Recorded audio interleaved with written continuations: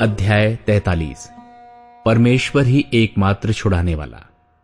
हे इस्राएल, तेरा रचने वाला, और हे याकूब, तेरा सृजनहार यहोवा अब यूं कहता है, मत डर, क्योंकि मैंने तुझे छुड़ा लिया है। मैंने तुझे नाम लेकर बुलाया है, तू मेरा ही है। जब तू जल में होकर जाए, मैं तेरे संग संग रहूंगा, और जब तू नदियों में होकर चले, तब वे तुझे न डुबा सकेंगी। जब तू आग में चले, तब तुझे आंच न लगेगी, और उसकी लौ तुझे न जला सकेगी, क्योंकि मैं यहोवा तेरा परमेश्वर हूं। इस्राएल का पवित्र, मैं तेरा उद्धार करता हूं। तेरी छुड़ौती में मैं मिस्र को और तेरे बदले कूश और सबा को देता हूं। मेरी दृष्टि में तू अनमोल और प्रतिष्ठित ठहरा है, और मैं तुझसे प्रेम रखता हूं। इस कारण मैं तेरे बदले मनुष्य को, और तेरे प्राण के बदले मैं राज्य राज्य के लोगों को दे दूंगा। मत डर, क्योंकि मैं तेरे साथ हूं। मैं तेरे वंश को पूर्व से ले आऊंगा और पश्चिम से भी इकट्ठा करूंगा। मैं उत्तर से कहूंगा, दे दे, और दक्षिण से कि रोक मत रख। मेरे पुत्रों को दूर से और मेरी पुत्रियों को पृथ्वी के छोर से ले आओ। हर एक को जो मेरा कहलाता है, जिसको मैंने अपनी महिमा के लिए सृजा, जिसको मैंने रचा और बनाया है।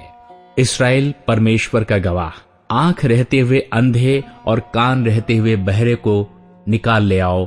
जाति जाति के लोग इकट्ठे किए जाएं, और राज्य राज्य के लोग एकत्रित हों।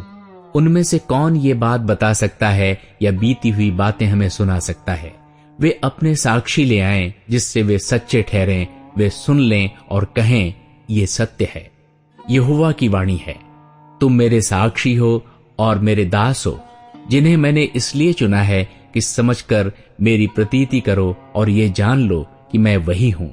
मुझसे पहले कोई परमेश्वर न हुआ, और न मेरे बाद कोई होगा। मैं ही यहोवा हूं, और मुझे छोड़ कोई उद्धार करता नहीं।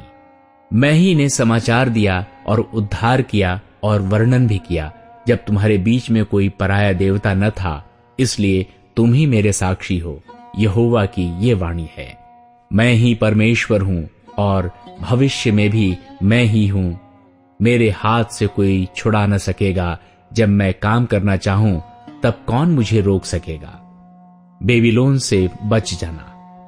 तुम्हारा छुड़ाने वाला और इस्राएल का पवित्र यहोवा यूं कहता है, तुम्हारे निमित्त मैंने बेबीलोन को भेजा है, और उसके सब रहने वालों को भगोड़ों की दशा में, और कसदियों को भी उन्हीं के जहाजों पर चढ़ा कर ले आऊंगा, जिनके विषय वे बड़ा बोल बोलते हैं। मैं यहोवा तुम्हारा पवित्र, इस्राएल का सृजनहार, तुम्हारा राजा हूं। यहोवा जो समुद्र में मार्ग और प्रचंड धारा में पथ बनाता है, जो रथों और घोड़ों को और शूरवीरों समेत सेना को निकाल लाता है। वे तो एक संग वहीं रह गए और फिर नहीं उठ सकते। वे बुझ गए, वे सन की बत्ती के समान बुझ गए हैं। वो यूं कहता है, अब बीती हुई घटनाओं का स्मरण मत करो, न प्राचीन काल की बातों पर मन लगाओ। देखो, मैं एक नई बात करता हूं, वो अभी प्रकट होगी। क्या तुम उससे अनजान रहोगे? मैं जंगल में एक मार्ग बनाऊंगा, और निर्जल देश में नदियां बहाऊंगा। गीदड़ और शुतुरमुर्ग आदि जंगली जंतु मेरी महिमा करेंगे, क्योंकि मैं अपनी चुनी हुई प्रजा के पीने के लिए जंगल में जल और निर्जल देश में नदियां बहाऊंगा। इस प्रजा को मैंने अपने लिए बनाया है कि वे मेरा गुणानुवाद करें। इस्राएल का पाप। तो भी हे याकूब, तूने मुझसे प्रार्थना नहीं की, वरन हे इस्राएल, तू मुझसे उकता गया है। मेरे लिए होम बलि करने को तू मेमने नहीं लाया, और न मेल बलि चढ़ाकर मेरी महिमा की है।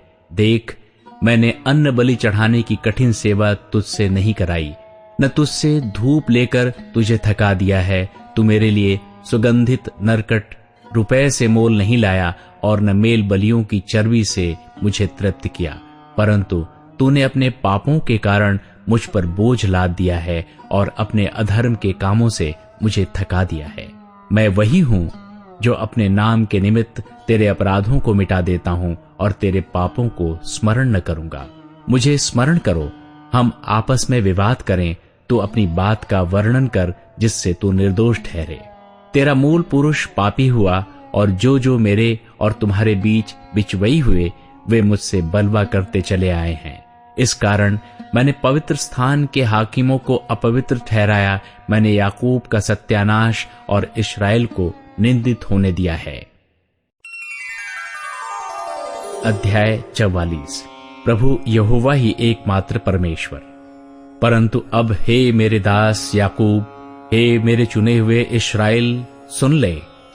तेरा कर्ता यहोवा जो तुझे गर्भ ही से बनाता आया और तेरी सहायता करेगा, यूं कहता है, हे मेरे दास याकूब, हे मेरे चुने हुए यशूरून, मत डर, क्योंकि मैं प्यासी भूमि पर जल और सूखी भूमि पर धाराएं बहाऊंगा। मैं तेरे वंश पर अपनी आत्मा और तेरी संतान पर अपनी आशीष उड़ेलूंगा।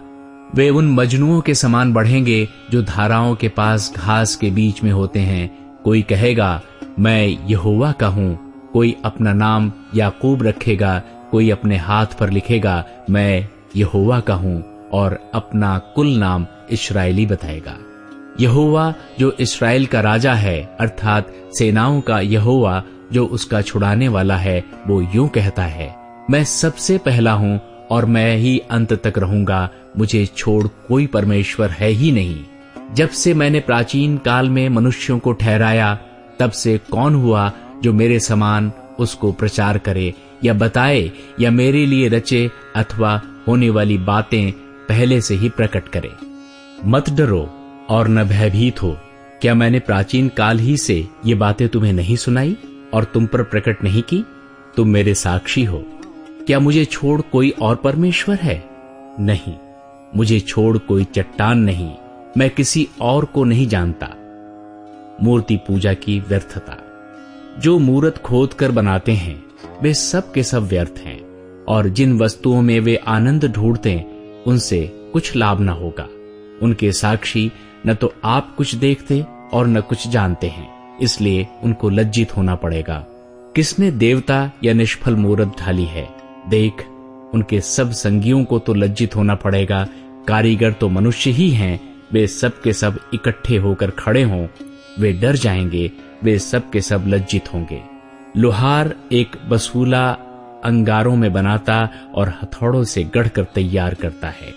अपने भुजबल से वो उसको बनाता है, फिर वो भूखा हो जाता है और उसका बल घटता है, वो पानी नहीं पीता और थक जाता है। बढ़ई सूत लगाकर टांकी से रेखा करता है और रंदनी से काम करता और प्रकार से रेखा खींचता है। वो उसका आकार और मनुष्य की सी सुंदरता बनाता है ताकि लोग उसे घर में रखें। वो देवदार को काटता या वन के वृक्षों में से जाति जाति के बांज वृक्ष चुनकर देखभाल करता है। वो देवदार का एक वृक्ष लगाता है जो वर्षा का जल पाकर बढ़ता है। तब वो मनुष्य के ईंधन के काम में आता है।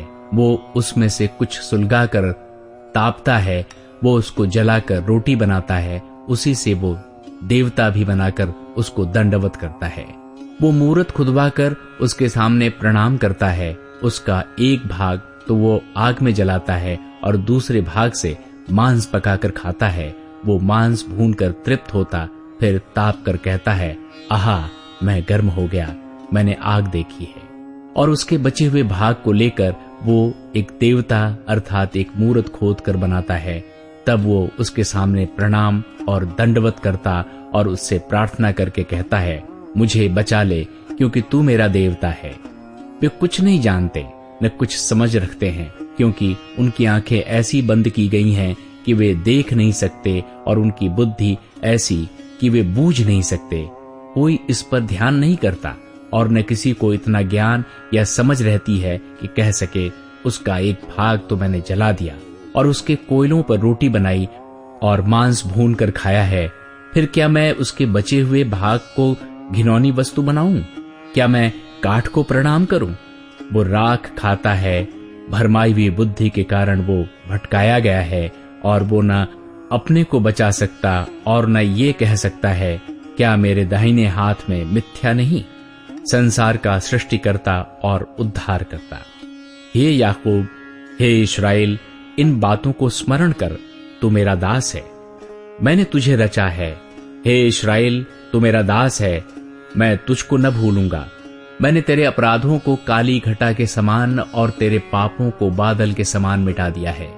मेरी ओर फिर लौटा, क्योंकि मैंने तुझे छुड़ा लिया है।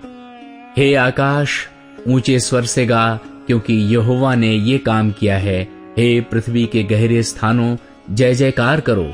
हे पहाड़ों, हे वन के सब वृक्षों, गला खोल कर ऊंचे स्वर से गाओ, क्योंकि यहोवा ने याकूब को छुड़ा लिया है और इस्राएल में महिमावान होगा।